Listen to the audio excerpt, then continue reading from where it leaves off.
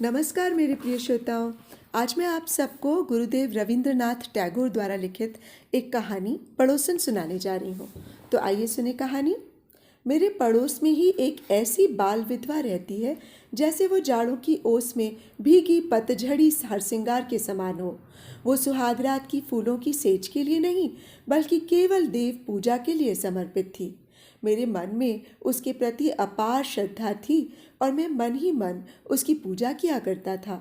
उसके प्रति मेरे मनोभाव कैसे थे, उसे पूजा के अलावा किसी अन्य सुबोध शब्दों में प्रकट करना मैं उचित नहीं समझता। दूसरों के सामने तो कदापि नहीं, अपने प्रति भी नहीं। वहीं नवीन माधव नाम का मेरा बहुत ही सुहृद एवं प्यारा एक दोस्त है। उसे भी इस बारे में कुछ मालूम नहीं। इस प्रकार मैंने अपने अंतर्मन में जिस भाव को छिपाकर साफ सुथरा बना रखा था, उसके लिए भीतर ही भीतर गर्व का एहसास भी करता था। परंतु ये मन है कि पहाड़ी नदी के वेग की तरह अपने जन्म शिखर में बंधा नहीं रहना चाहता। वो किसी भी रास्ते को अपनाकर बाहर निकलने के लिए ललायित रहता है, और जब इसमें सफल नहीं हो पाता तो भीतर ही भीतर एक अजीब सी टीस पैदा करता है। इसलिए मैं सोच रहा था कि इस भाव को कविता में प्रकट करूंगा, लेकिन मेरी रूठी लेखनी ने किसी भी तरह से साथ न देने की कसम खा रखी थी। आश्चर्य की बात तो ये है कि ठीक इसी समय मेरे मित्र नवीन माधव को अचानक ही प्रबल वेग से कविता लिखने का शौक इस वेग से बढ़ने लगा मानो अचानक तूफान आ गया हो। लिख लिख कर कविताओं का उसने ढेर लगा दिया। ऐसी दैवी विपत्ति उस बेचारे पर पहले कभी नहीं आई थी, अतः वो इस नई नवेली हलचल के लिए बिल्कुल भी तैयार न था। उसके पास छंद तुक आदि की पूंजी नहीं थी, फिर भी वो हतोत्साहित नहीं हुआ। ये देखकर मैं चकित रह गया। इस प्रकार कविता उस पर बुढ़ापे की नई दुल्हन की तरह हावी हो गई और नवीन माधव को छंद तुक आदि की जानकारी और उनकी शुद्धि के लिए मेरी शरण लेनी पड़ी। उसकी कविता के विषय यद्यपि नए नहीं थे, किंतु इतने पुराने भी नहीं थे। उन्हें बिल्कुल नई रचना भी कहा जा सकता है और काफ़ी पुरानी भी। उसकी प्रेम की कविताएं थीं, प्रियतमा के विषय में। अतः मैंने उसे एक धक्का लगाते हुए पूछा, आखिर वो है कौन, बताओ भी। नवीन ने हंसकर कहा, मैं खुद भी उसका पता नहीं लगा पाया हूँ। नए रचनाकार को सहयोग देने में मुझे बड़ी आत्मसंतुष्टि मिली। नवीन की काल्पनिक प्रियतमा के वर्णन में मैंने अपने संचित भावों का प्रयोग किया। जिस प्रकार बिना बच्चे की मुर्गी बतख का अंडा पा जाने पर भी उसे अपनी छाती के नीचे रखने लगती है, मैं अभागा भी उसी तरह नवीन माधव के भावों को अपने हृदय का सारा ताप देकर सेकने लगा। अनाड़ी की रचनाओं में मैं ऐसे जोशो खरोश से शुद्धि करने लगा कि वे करीब करीब 15 आने मेरी ही रचनाएं बन गईं। नवीन ने आश्चर्य से कहा, ठीक यही बात तो मैं भी कहना चाहता था पर कह नहीं पाता था, लेकिन तुम में ये सब काल्पनिक भाव कहाँ से आ जाते हैं? मैं भी कविता की तरह जवाब देता, कल्पना से। इसका कारण ये है कि सच नीरव होता है और कल्पना वाचाल। सत्य घटनाएं भाव स्रोत को पत्थर की तरह दबाए रखती हैं। कल्पना ही उसका मार्ग मुक्त कर सकती है। नवीन गंभीर होकर कुछ देर सोचता, फिर कहता, बात कुछ ऐसी ही है, तुम ठीक ही कहते हो। थोड़ी देर सोचने के बाद फिर बोला, ठीक ही कहते हो, बिल्कुल सही बात है ये। मैं पहले ही बता चुका हूँ कि मेरे प्रेम में एक प्रकार का कातर संकोच है, इसीलिए मैं अपने भावों के विषय में कुछ नहीं लिख सका और नवीन को पर्दे की तरह बीच में रखने के बाद ही मेरी लेखनी अपना मुंह खोल सकी। मेरी रचनाएं मानो रस से आप्लावित होकर बहने को तत्पर होने लगी। नवीन बोला, ये तो तुम्हारी ही रचना है, इसे तुम्हारे नाम से प्रकाशित करें क्या? मैंने कहा, भाई तुम भी अजीब हो, मूल रचना तुम्हारी ही है, मैंने तो उसमें थोड़ा सा परिवर्तन कर दिया है। धीरे धीरे नवीन भी ऐसा ही समझने लगा। ज्योतिषी जिस तरह नक्षत्र के उदय की प्रतीक्षा में आसमान की तरफ देखा करता है, उसी तरह मैं भी कभी कभी अपने पड़ोस के मकान की खिड़की की तरफ देखा करता था। इस बात को झुठला नहीं सकता। कभी कभी भक्त का इस प्रकार बेचैनी से देखना भी सार्थक हो जाता है। उस कर्म योग में डूबी ब्रह्मचारिणी की सौम्य मुखश्री से शांत शीतल ज्योति झिलमिलाकर पल भर में मेरे मन की सारी व्याकुलता को दूर कर देती थी। किंतु उस दिन अचानक मैंने ये क्या देखा? मेरे चंद्रलोक में क्या अब भी ज्वालामुखी जाग रहा है? वहां की सुनसान कब्र में डूबी पहाड़ी गुफा का सारा अग्निदाह क्या अभी तक पूरी तरह लोलुप नहीं हुआ है? वैशाख के महीने में उस दिन पूर्व और उत्तर दिशा में बादल से घिर रहे थे। उस घिरी हुई आंधी भरी बादलों की तेज चमक में मेरी पड़ोसन खिड़की के पास बिल्कुल अकेली गुमसुम सी खड़ी थी। उस दिन उसकी शून्य में डूबी घनी काली आंखों में मैंने दूर तक फैली हुई एक कसक देखी।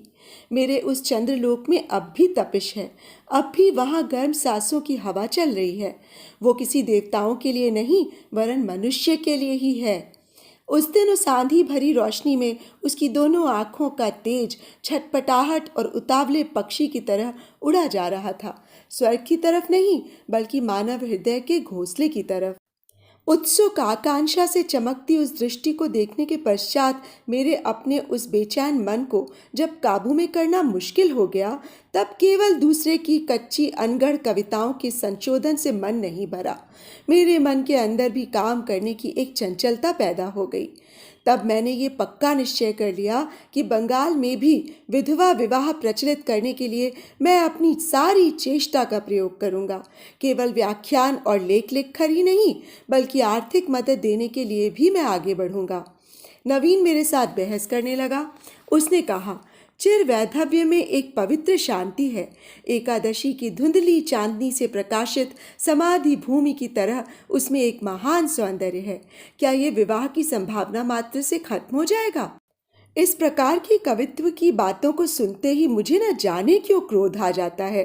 अकाल में खाने की कमी से घुल घुल कर मरते हुए आदमी के पास भोजन से संतुष्ट हट्टा कट्टा कोई व्यक्ति आकर यदि भोजन की भौतिकता के प्रति नफरत प्रकट करते हुए फूल की खुशबू और पक्षियों के गीत से मरते हुए आदमी का पेट भरना चाहे तो वो कैसा लगता है?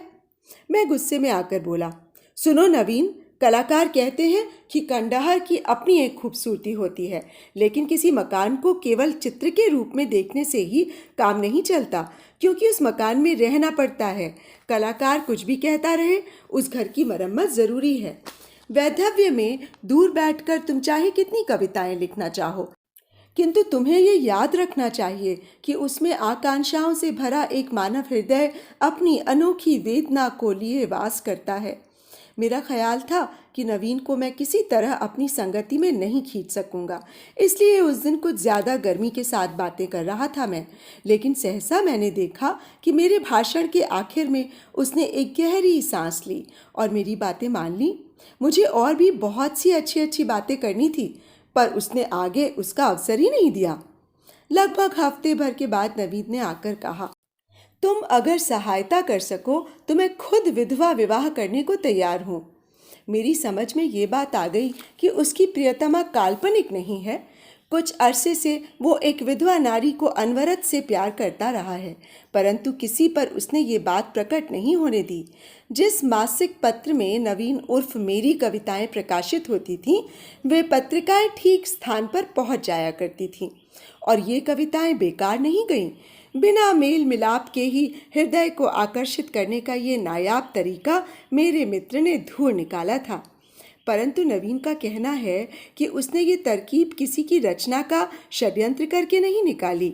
उसका ख्याल यहाँ तक था कि जिसके पास वो अंक में भेजता था वो विधवा पढ़ना भी नहीं जानती थी। बिना मूल्य मासिक पत्रिका विधवा के भाई के नाम पर वो भिजवा देता था। उसको केवल अपने मन को तसल्ली भर देने का पागलपन था। उसे ऐसा प्रतीत होता था कि वो देवता के लिए पुष्पांजलि चढ़ाता जा रहा है।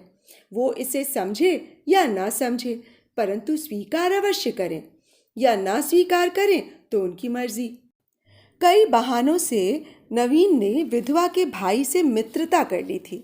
नवीन का कहना था कि इसमें भी उसका कोई उद्देश्य नहीं है। जिससे प्रेम किया जाए उसके निकट संबंधियों का साथ भी अच्छा लगता है।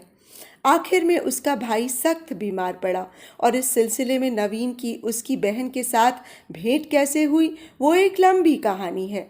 कवि के साथ कविता में चर्चित विषय से प्रत्यक्ष परिचय हो जाने के बाद कविता के संबंध में दोनों में बड़ी चर्चा हो चुकी थी और वो चर्चा छपी कविताओं में ही सीमित थी, ऐसा भी नहीं कहा जा सकता। अभी हाल में ही मुझसे बहस में हारकर नवीन ने उस विधवा के सामने विवाह का प्रस्ताव रखा। पहले तो उसे स्वीकृति ना मिली। तब नवीन ने मेरी सारी युक्तियों का प्रयोग किया। उसके समक्ष अपनी आंखों से 2-4 बूंद आंसू गिराकर उसे संपूर्ण रूप से हरा दिया। अब सब कुछ तय हो गया है। केवल विधवा के अभिभावक यानी उसके फूफा कुछ रुपया चाहते हैं। मैंने कहा, अभी लो। नवीन बोला, इसके अतिरिक्त एक बात और भी है। शादी के बाद खर्च की समस्या उठेगी, क्योंकि पिताजी 5-6 महीने तक खर्चा देना अवश्य बंद कर देंगे और तब तक हम दोनों का खर्च निभाने के लिए तुम्हें धन का इंतजाम करना होगा। मैंने मुंह से कुछ न कहकर एक चेक काट दिया और कहा, अब उसका नाम बताओ।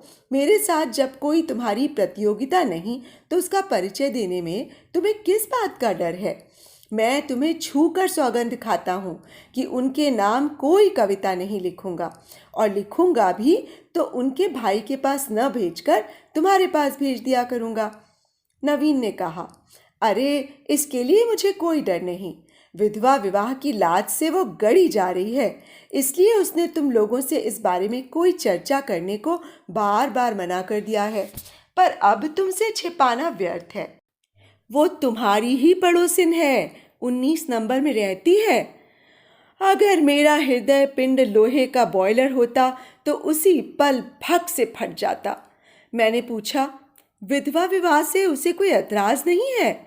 नवीन ने प्रसन्नतापूर्वक हंसकर कहा, फिलहाल तो कोई ऐतराज नहीं है। मैंने पूछा, तुम्हारी सिर्फ कविताएं पढ़कर ही वो मोहित हो गई? नवीन ने कहा, क्यों, मेरी ये कविताएं कुछ बुरी तो थी नहीं? मैंने मन ही मन कहा, धिक्कार है। धिक्कार किसे? उन्हें या मुझे या विधाता को? लेकिन धिक्कार अवश्य है। तो अभी आप सुन रहे थे गुरुदेव रविंद्रनाथ टैगोर जी द्वारा लिखित ये बहुत ही मनोरंजक कहानी पड़ोसिन। दोस्तों, आपको मेरा वाचन और ये कहानी कैसे लगी? यदि हो सके तो कमेंट बॉक्स में लिखकर अवश्य बताएं। और यदि आपको मेरा वाचन अच्छा लगता है तो मेरे इस चैनल को सब्सक्राइब भी कर लें और मेरी कहानियों को लाइक और शेयर भी कर लीजिएगा। और हाँ, बेल आइकन भी दबा लीजिएगा, क्योंकि उससे मेरी आगे आने वाली कहानियों की नोटिफिकेशंस आपको रोज़ मिलती रहेंगी। तो अब मुझे इजाज़त दीजिए। नमस्कार।